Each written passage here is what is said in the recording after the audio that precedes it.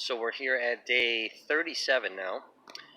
This is day 3 of my work strike, and it's not going well. So, one of my bosses finally called me this morning, and we had a chat. And they're not caving. Nothing's their fault. They're not seeing anything that I'm seeing, and got a few things confirmed. So basically, my boss did tell my landlord that I quit. That's what really helped prompt the eviction. So he was definitely behind that. He never did call. Like, he told me he was going to help me and pay the bill for the rent. He never actually called. The story that's going around that he tried to pay the bill, but the landlord didn't want the money from him, didn't actually happen until the first week of July.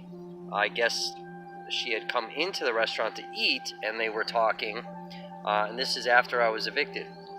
So he's basically trying to show to everybody that he tried to help me, but there was nothing he could do, but he actually never did try to help.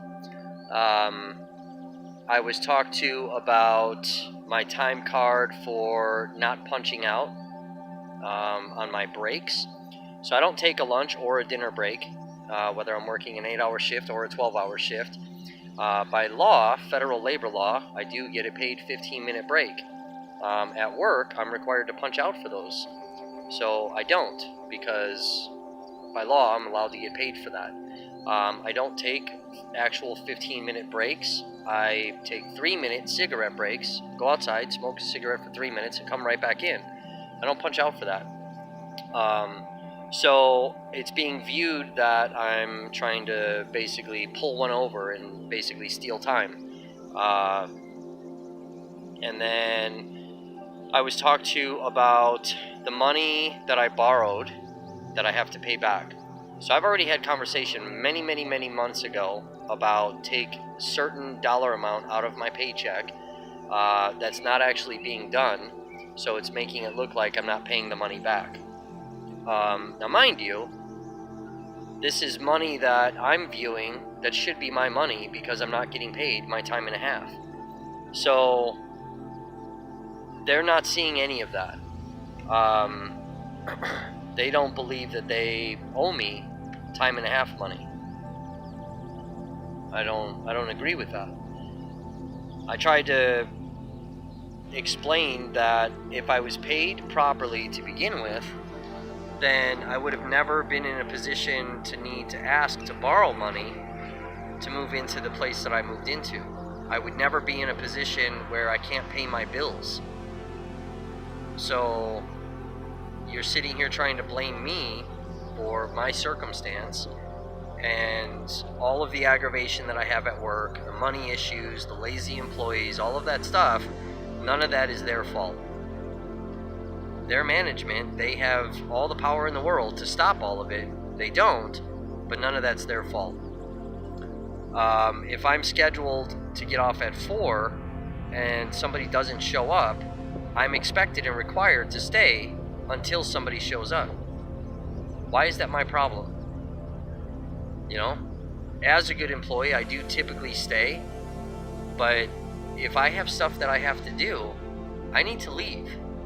But I'm expected and required to stay until another cook shows up. That's why the other daytime cook left.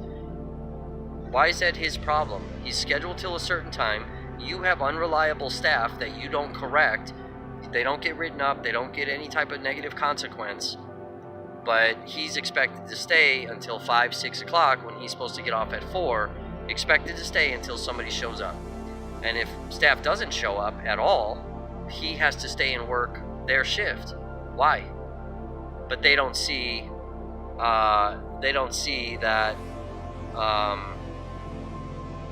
that any of that's their responsibility to make sure that staff comes in or to correct staff that doesn't come in.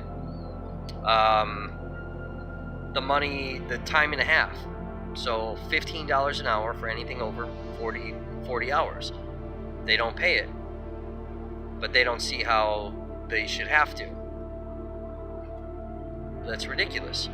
I try to explain that if I work with another employee and that employee clocks in and then does absolutely nothing and walks around, but they make the same dollar amount that I'm making, I'm the one back there working, busting my ass, but they get to walk around. Why should I not get paid more money? I've been there for a year. I've saved the owner thousands and thousands of dollars. I train employees that come in. I implement systems. I bust my ass at that job. I volunteer to stay late. I volunteer to come in when staff doesn't, when staff calls out on my days off, all this type of stuff. But I don't deserve any type of raise. You're very much so responsible for me being out here. This wasn't me taking my money and being irresponsible with my money that put me in this predicament. And I'm not sitting here trying to put blame on somebody else for, to make an excuse of why I'm out here, but this is a big portion of why I am. And when you tell me you're going to help to make sure I don't get evicted, and I don't pack any of my stuff because I think everything's being taken care of, and then I lose property because I'm frantically packing in the morning after eviction court, and I can't get all of my property out, but you don't think that's your problem? That's not your fault? You told me specifically you were going to help and pay the bill so that I didn't lose my house. You lied to me. And I lost property over that. I shouldn't be upset. I'm living in a hammock. Struggling every single day. That's not your fault. It's the stupidest fucking thing I've ever heard of. If I'm wrong, now you guys have heard the story, and there's still way more that I could go into detail and all this stuff, but you guys have heard the story. If I'm wrong, put it in the comment section. Tell me I'm being stubborn, pig-headed, just like I'm not thinking, Maybe it's my PTSD that's just fucking totally out of whack right now and not thinking clear. If I'm wrong, tell me I'm wrong in the comment section, and I'll march right back into work. Now, I did say that with the other cook leaving, that I want my hours back. So that's the other thing. So, under law, right, if I leave on a medical issue, you're required to give me my job back. Now, it doesn't have to be the same position, and it doesn't have to be the same hours. You just have to give me a position in the company. So, they're having this debate on whether or not to hire me back. You're legally required to bring me back. I left on a medical issue. So I come back, but I don't get any of my hours, right? And I've said before in another video, there's another person who left on a medical issue. They hired somebody else to fill in all those hours. This person finally comes back months and months and months later and gets all of her shifts back, and screwed over the employee that took those shifts and made that employee quit over that entire situation. So why is there the double standard? Why are certain employees being paid time and a half, but I'm not? Why am I now all of a sudden being viewed as a shitty employee? Why? Because I'm voicing my opinion? Because I'm opening my mouth? Because I'm standing up for myself? I'm a shitty employee now? It's ridiculous. So I said I wanted those hours back, my 9 to 4s. That's what I originally was working. I had to fight for almost a year to get that. And then I got it, and then ended up leaving. Now the other employee's gone. So I basically said I want those hours back, I want more money, and I want a meeting with both the managers, because the third manager is not really my boss, both the managers and the owner. The owner's on vacation, so when he gets back, I want a meeting with all of us. So, apparently I have to be at work at 9 a.m. tomorrow morning. And this is where I get jam moved, because they're not budging, because they don't see how any of this is their problem. They don't see how they've done anything wrong. They don't see that they technically owe me money. They don't understand that, obviously, yes, I borrowed money, but that's money I should have been paid anyway. That's not they don't care. So I'm left in a position where, one, I can't pay my bills. I'm forced between pay bills or buy gear to survive out here. It's getting colder. Like, we're in August, it should be hot still, and it's cold. Like right now, like, it's cold. So yeah. And then now, obviously, I've missed 2 days of work, so that's an 8-hour shift and then a 12-hour shift that I've missed already. So that's 20 hours. So my next check is going to be short 20 hours, plus a little bit of food that I've already ordered. So I'm going to have a bullshit paycheck.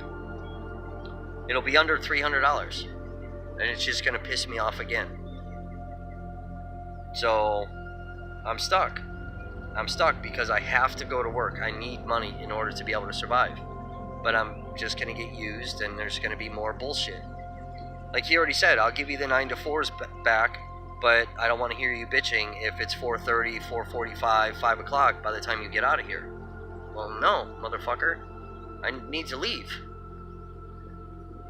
Try talking about my company, and I'm told my company's just a dream because the company's not making any money. Yeah, the company's not making fucking money because I can't work the company. I'm always here. So how am I working my company? It's just stupid. So, I don't know. But I need to go to work.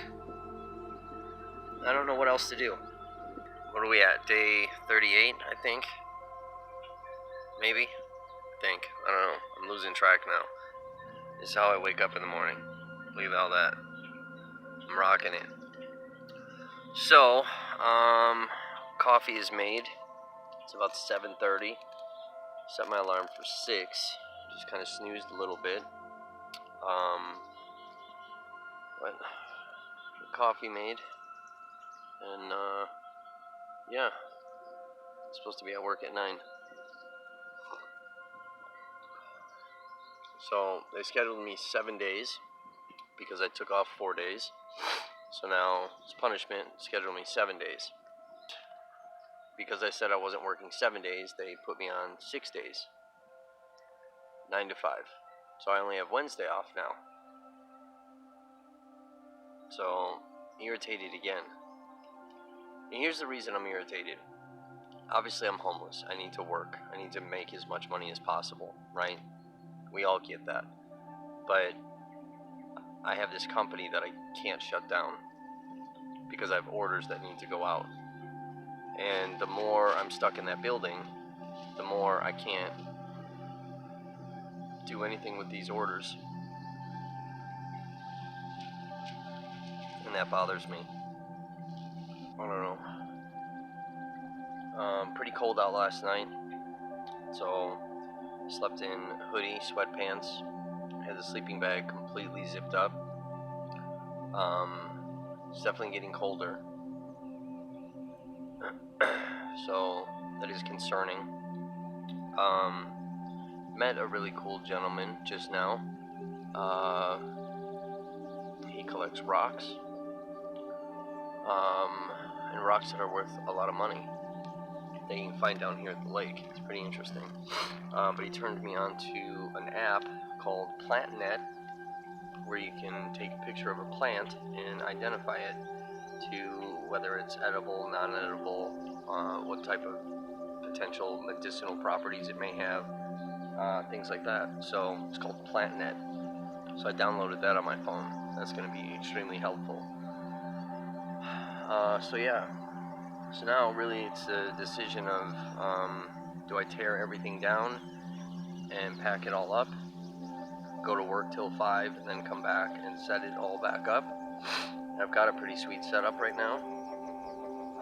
Or do I leave all of it, chance it again, leave some of it? It's a daily decision. A little after, I think it's a little after 12, maybe. I don't know. So, got to work today at 9. Punched in, doing my job, getting everything set up. Well, let's start over. So, before I punched in, so I look at the schedule. So, they didn't schedule me 7 days, they scheduled me 6. And I already have it planned that I'm finalizing the workshop tomorrow, and then Monday evening going to get everything set up, and Tuesday, Wednesday working on my company stuff. And then, then I'll go back Thursday, Friday, Saturday, whatever, right? Because I'm working 9 to 5, which is the other thing I've already said. I can't work 9 to 5, 9 to 4, but they proceed to just schedule me the way they want to schedule me anyway. So before I punched in, I said, "You want to talk about my schedule before I clock in?" He said, and he starts freaking out. "What, Kevin? What, Kevin? What, Kevin?" Well, pointed out Tuesday's 9 to 5 shift and said, "This interferes with my company. I've already told you not to interfere with my company stuff. Because you don't have employees doesn't mean you get to schedule me 6 or 7 days. Doesn't mean you get to schedule me in times that I'm not available." And he freaked out, scratched me off, said he would work. Now I'm not on the schedule for Tuesday. So, okay, cool. So now I'm gonna go punch in. So I'm getting everything set up. The owner comes in, but I'm not gonna say anything today because he's going to Vegas. So I'm not gonna say anything today because it's agreed that we're gonna all sit down and have a meeting when he gets back. So, okay, I'll wait, I'll be patient.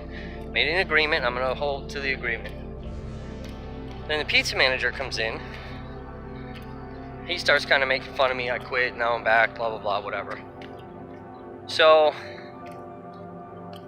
we get to talking, and this is the guy I tell you about. He kind of razzes me, whatever, but we have real conversations. And I start kind of laying it on. We're talking about upwards to $10,000 worth of overtime money that's not paid. Okay? We're talking about I want a $2 raise with everything I've had to deal with all the nonsense, training employees, all the hours I've put in, all these different things, right? Saving this owner thousands and thousands of dollars of money, all this stuff. I think I deserve it. So he proceeds to tell me that another employee got a $2 raise. So me and the other daytime cook, who have been fighting to try to get raises because we deserve it,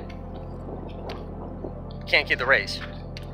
But you gave another employee $2 and then made him the line lead, which is like a fake position. I don't think anybody understands that that's actually a fake position at this restaurant. It's a real position, but it's fake here. And he got his $2 raise, so now he makes $12 an hour. You promised the other daytime cook that they would get $2 more starting today, or yesterday, August 1st, whenever that was, and then told them that you didn't have any control of that they have to talk to the owner. Then you're slow playing me, not even talking about a raise. And here's the best part. So this person that they gave the raise to cries and whines all day long about being there. And then when they have to close, they cry and whine about having to close and cook food. So another thing I found out is that because they don't want to listen to this employee cry and whine, here's something the owner doesn't know.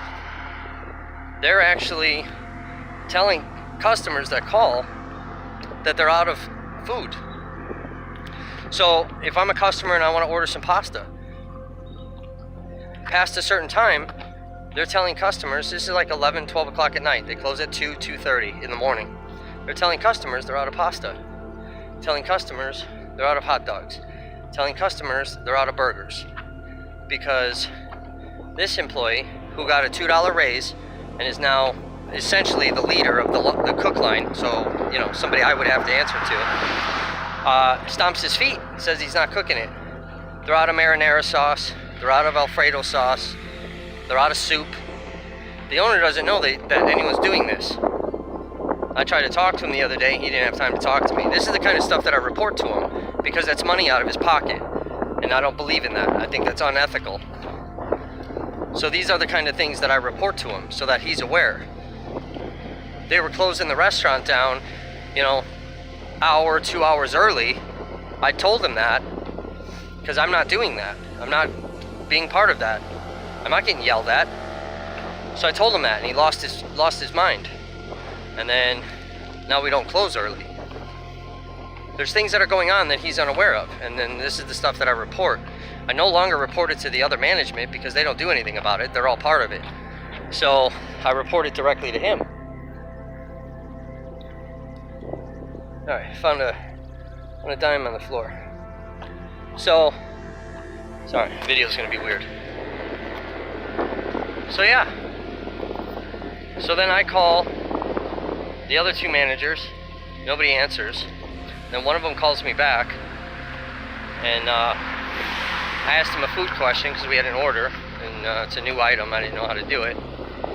And then I said, I want to ask you a question. I need you to be honest with me. And I asked him how much the other employee makes. He says he doesn't know.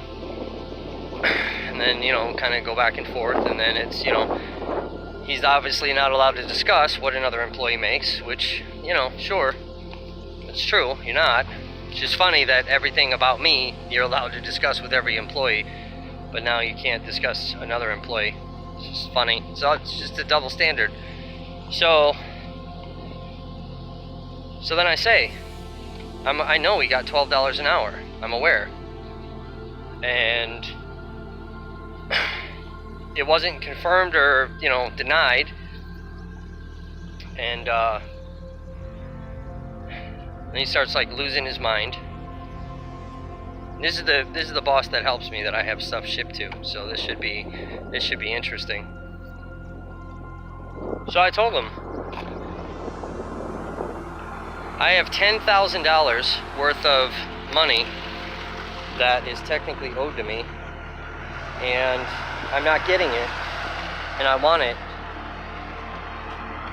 and I'm not getting it, and I want a $2 raise. I've been asking for it, and I'm not getting it. With everything I've done there, I deserve it. And then you're giving another employee who's not worthy of it the money, and the other two managers are responsible for getting that $2 raise.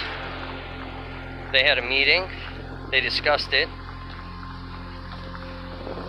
and then they went to the owner because that employee was going to leave. Well, I have left. I've threatened to leave, and then I have left.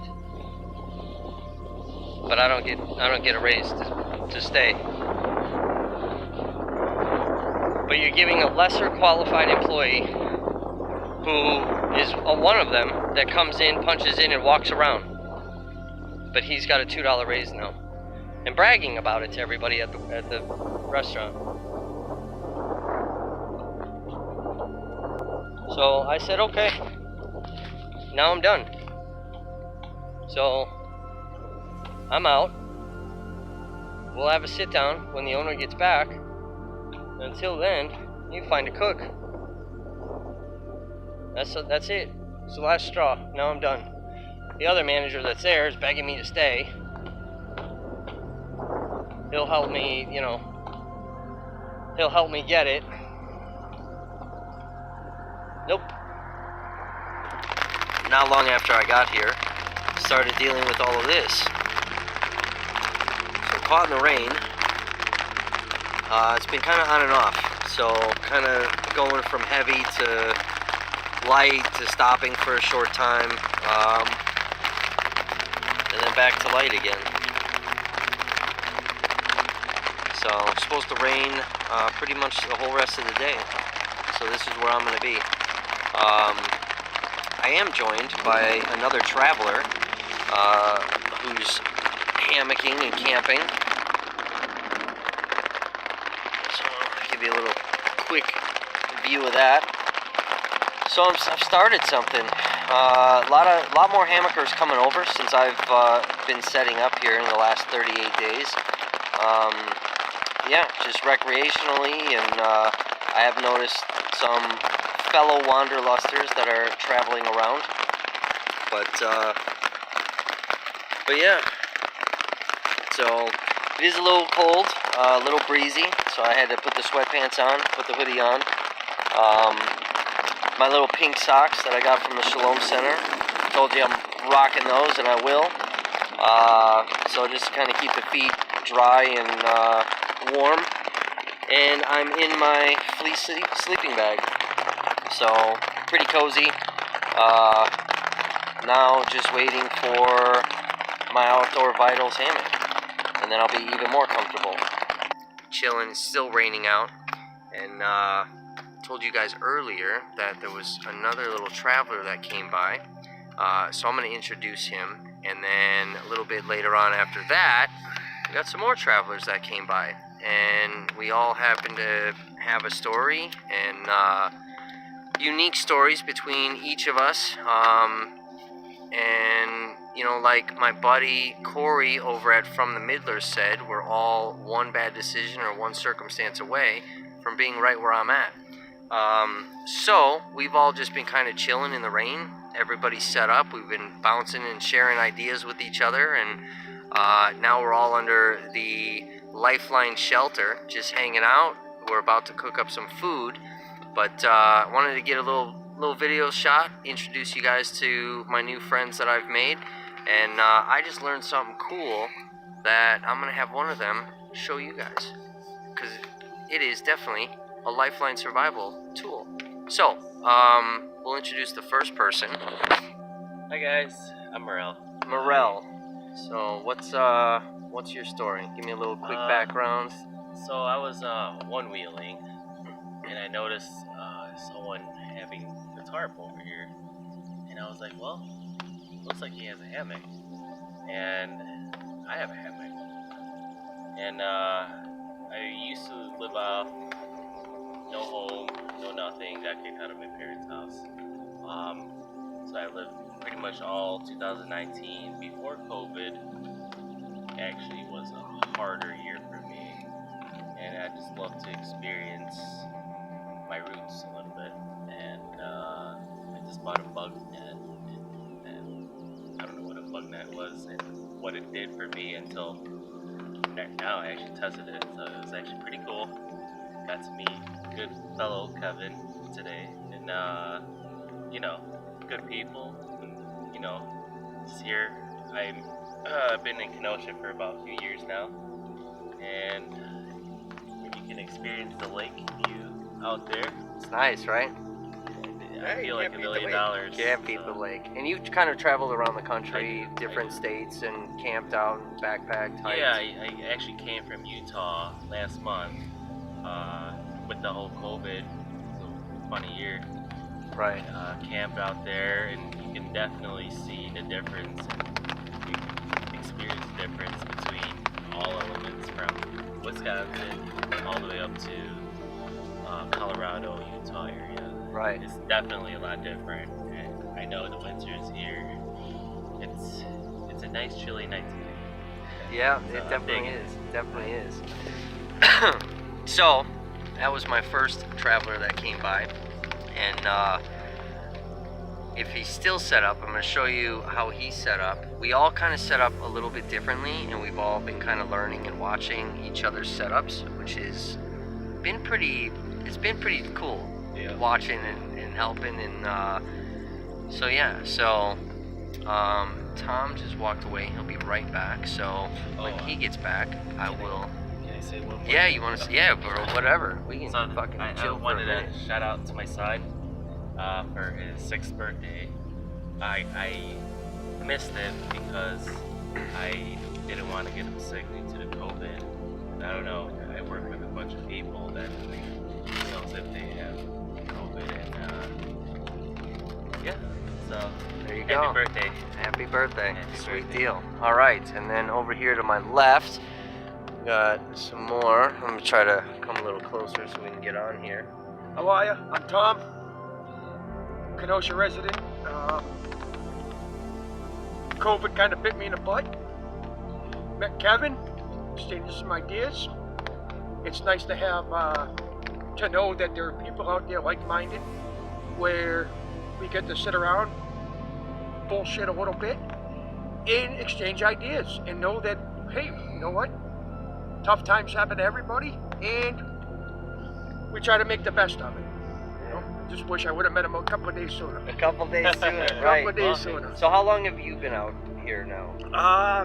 About 2.5 weeks, roughly. You know, ran into some trouble with roommates and got a hammock, bug net tent, and something I've had a lot of knowledge about. Never had some practical experience with it. Now I'm getting some practical experience with it, and it's not so bad.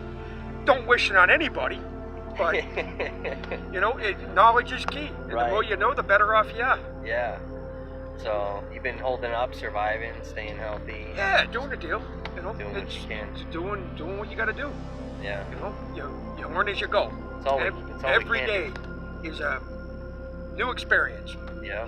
Something new. Well, this didn't work today. Let's try this tomorrow. Yep. This didn't work today. Let's try it tomorrow. Yeah, exactly. Exactly. Met Kevin, and I learned a couple of new knots. Got some people that I actually get to chill out with, because now I'm not out here alone, which is definitely a bonus. There is definitely safety in numbers, in case you're wondering. That's how I've been for 38 days, just by myself. Like, Until today. Right. Right? Yeah, bro. And we are definitely doing the deal.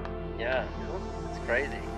All right, hang on. So Tom so we've been talking about like first aid. We're like sharing ideas of what we have in our packs and different gear to carry, not carry, all these different things. We're talking about everything. I wish I had enough memory on my SD card, that I could have literally filmed this entire time, because we've been out. What have we been out here for? A few hours Good now, gosh, right? at least. You've been here longer. Morel's been here longer. I got there about 5, so it's 6 hours. Yeah, 6 hours together. So yeah, we're like emptying our packs, showing each other everything, all this stuff, talking about food, talking about all this stuff. And then Tom starts talking about first aid, and we're talking about different, first aid equipment that we should be carrying and all this stuff. And then he's got a can opener, and I thought this was the coolest thing in the world.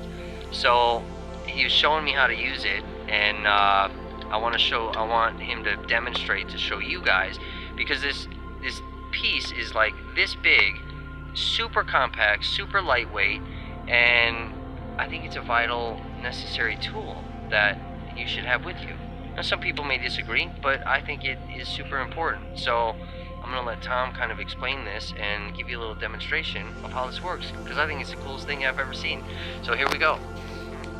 Back in World War II, when our soldiers were using K-rats and C-rats, they would come in like a tuna can, and the military, in all their genius, came up with this little device. It's called a P38 can opener. And I don't know, it's kind of hard to see. But all it is a piece of stamped metal with a little hook on the side of it and a notch.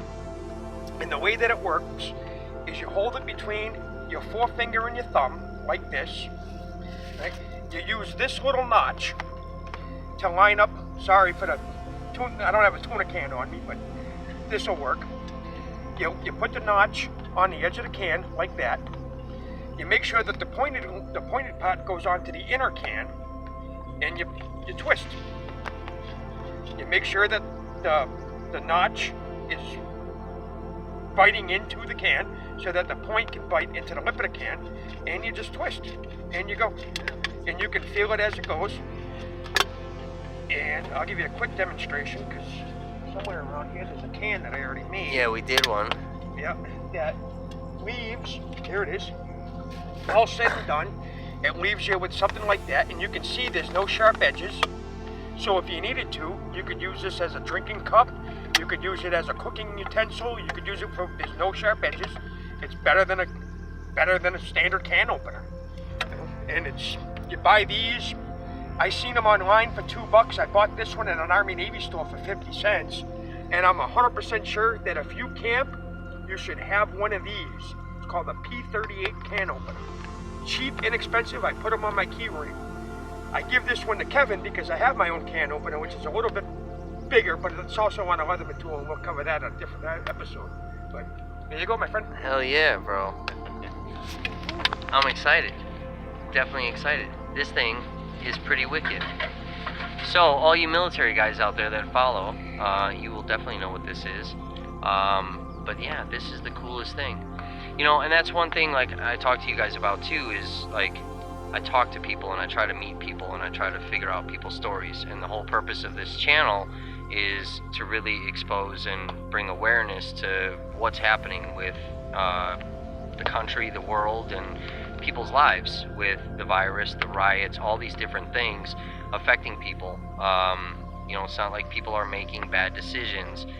It's just people are falling on hard times because of what's happening. And being able to meet other people and like-minded people that are also struggling and going through the same, similar situations, differences but similar, and being able to come across stuff like this and being able to help each other. So yeah, if you guys happen to see somebody that's out there, stop and talk to them and see what type of ways that you can help.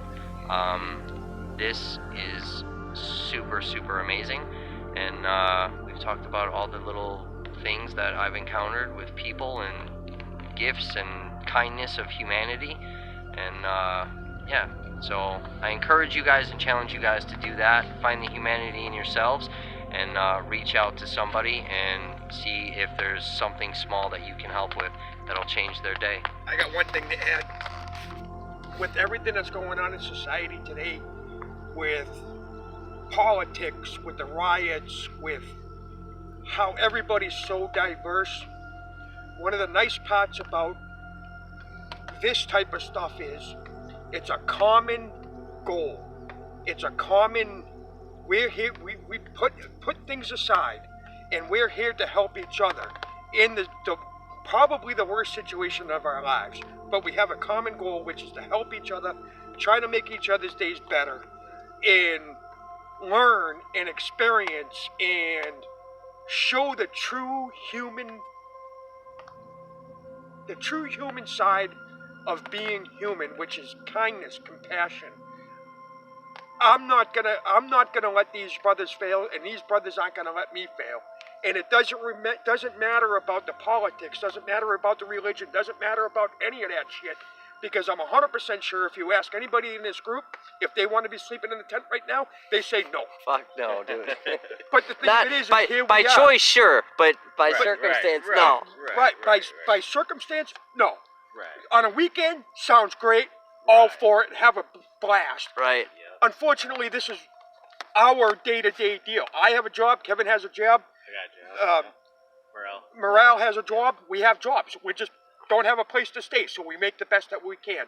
Remember that at the end of the day, we are all human, and humans fundamentally want to help each other, because that's what humans do. That's what it should be. Stay human. I like it. Hell yeah. You got a little last message? Little. I'm just grateful for little things. Yeah. That's what matters. It is. I don't know. The next day, whatever it is, 39, 40 maybe. I don't know. So got several packages today, and I'm gonna do a little unboxing of my Sea to Summit pocket shower. So this thing is super, super compact, as you can see. It's tiny. 10 liters of water, 4.2 ounces. So I'm actually gonna take this into the bathroom now and go fill this up with water. All right, so as you can see, super, super tiny, 4.2 ounces. It's supposed to give a 7-minute shower. You got a cool little strap on the back. And yeah, let's open this bad boy up and see. So it comes completely out of its little carrying case. So, like I said, this is virtually a dry bag.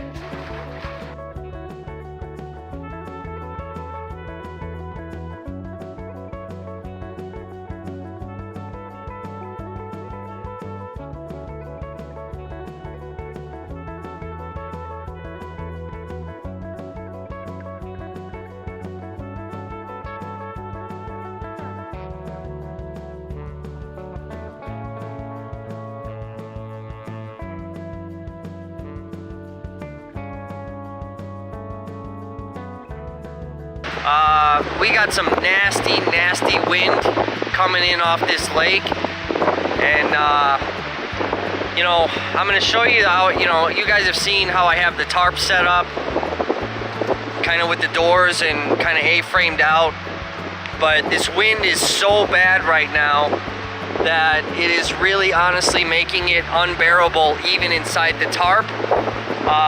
So I'm gonna kind of give you guys a little show and show you what's going on with the tarp and how bad this wind is blowing and what I'm dealing with out here right now. It is really cold. I would honestly say, like, my real feel right now is probably about 45 degrees. And it's pretty miserable. So I'm gonna show you the tarp and kind of what's going on here, but I am gonna walk you down towards the lake so you guys can see these nasty waves and kind of the trees, and like, so you get an idea really of the amount of wind that I'm dealing with. Even, I don't know, I'm probably a football field's length away, so I am thinking about relocating and going up by Hooker Lane. Just because I'm further away from the lake, I'm up on a hill.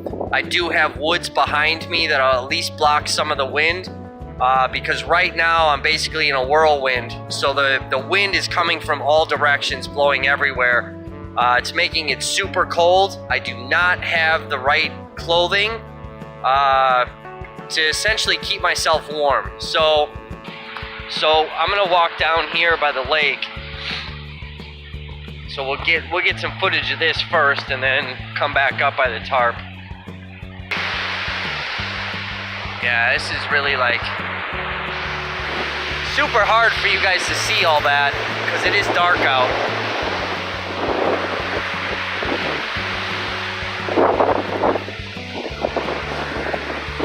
But yeah, let's see if we can get some good footage. I'm really trying to get footage of this tarp to really show you guys. Here's a big gust of wind. See if we can get good footage on this.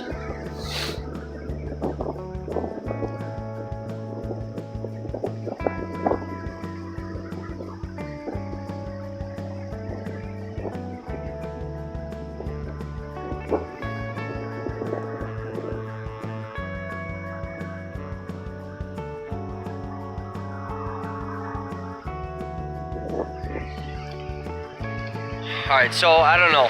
I can't see when I turn the phone around. I'm hoping that played through. I'll check back when I rewatch the video I'm trying to make here.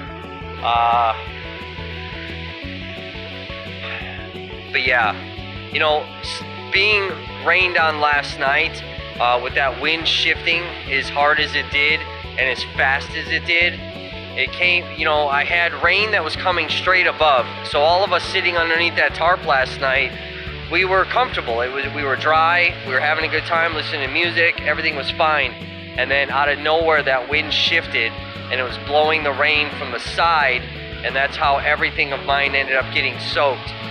And there was like, it came so fast, there really wasn't enough time to change everything. So even trying to switch stuff up and get everything tightened up and closed in, I still got soaked because I had to step out. So everything was soaked, everything. Very miserable, sleeping in wet, cold, you know, clothing, and then not having an underquilt for this hammock.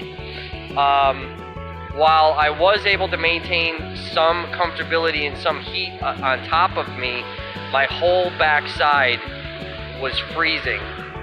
Woke up pretty miserable. Woke up, I felt sick. I felt like I had a cold coming on. It was not a good day at work, just from like a health level. Even though I didn't deal with bullshit today at work, I didn't feel good. I didn't feel 100%. So I did take some vitamin C tablets, just trying to keep that immune system up, trying to really not get sick out here, because getting sick out here, especially right now, this is not going to be fun. You know, I don't get to curl up all tight and bundled up and sweat all that out. I'm still out in the elements. So, I don't know. I don't think I really want to tough it out here tonight. I think this might be a bad decision to stay. My other 2 traveler buddies, they were not staying. Tom came by tonight just to check up on me. He's not toughing it out, so he's relocating to some other, location or whatever. I think this might be a bad decision to stay. I think this could get miserable, and this could end up leading to me getting sick.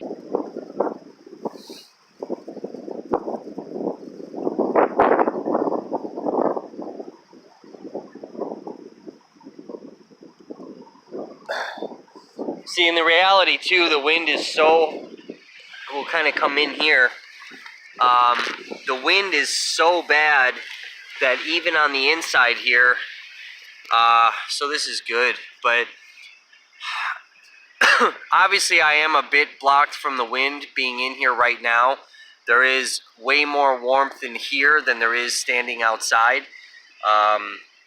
But I mean, the tarp is definitely, see, you can look at that.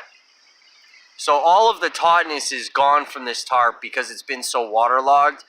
But the wind gusts are coming in so bad, like right now, that this tarp is blowing in literally an inch or 2 away from the side of the hammock. And then it blows back out. Good morning. It is about 7:15. And I am in a new location.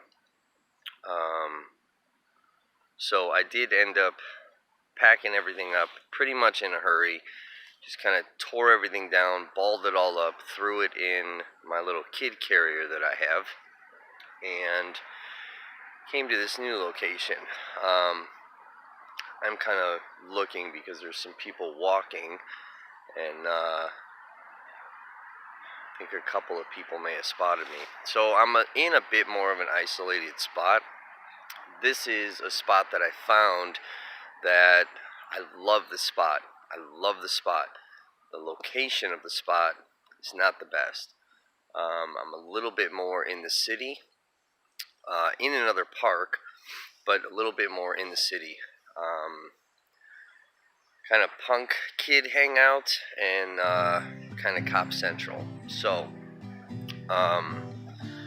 yeah, here's what I have.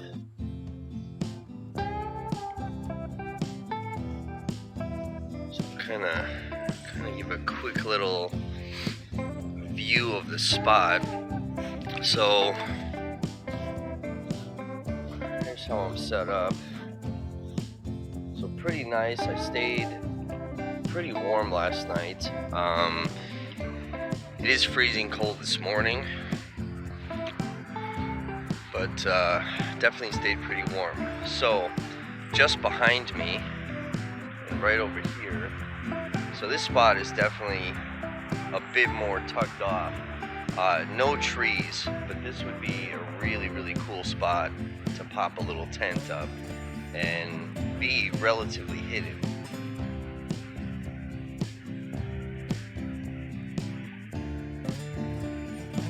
So, and then everything off in front of me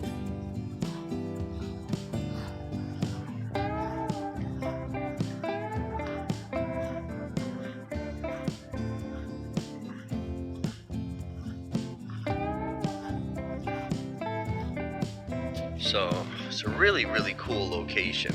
Now, the thing I don't like is I've got some pathways kind of up to the street level. Just right over there, there's a bridge with a pathway coming from the parking lot. Now, right off the pathway, straight ahead, is another little spot, kind of like the area that I'm at. There is a really nice set of trees over there that are a little further apart than the trees that I have here. I did like that set of trees a lot better. The problem is it's only a couple of feet off that walkway. Over here, I'm a lot farther away from kind of the main walkway and a little bit more secluded. It's definitely darker over here at night. Setting up my headlamp died on me, so I was pretty much setting up in the dark. I had to use the flashlight on my phone, which helped, but not really everything. So being out here 40 days, I was pretty much going by memory and feel of everything, getting everything set up. But yeah, so a little sketched out when I got over here, new area, but generally super quiet right here. So definitely a pretty interesting spot. Had the tarp brought in pretty close.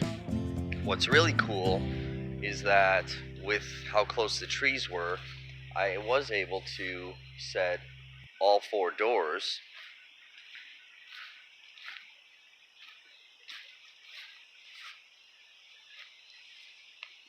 So I was fully enclosed all night long, which I liked.